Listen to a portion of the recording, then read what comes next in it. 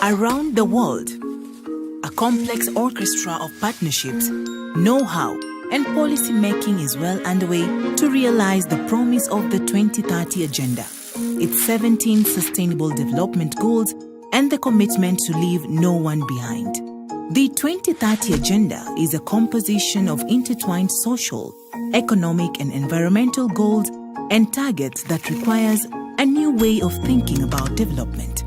That is why the United Nations development agencies have come together to create MAPS, a common agile approach to development that stands for mainstreaming, acceleration, and policy support to help countries move the SDGs from paper to practice.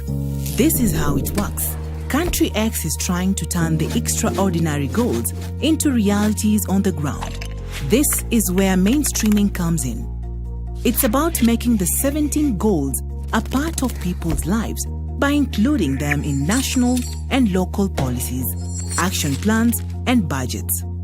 About raising public awareness and engaging with civil society, businesses, and the media.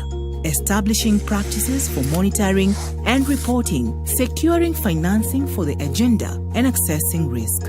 Country X knows that an integrated agenda means that it cannot work with one goal at a time. It needs to find key entry points to make progress across several SDGs. What would work in this specific context? Using analytical tools, we can identify accelerators, such as action to support women and girls empowerment that will also boost local economies, enable safer childbirth, and build more inclusive communities.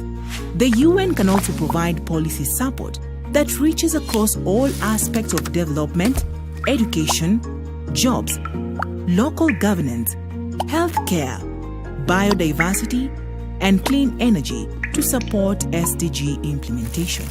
The UN will help countries achieve the SDGs for everyone, everywhere.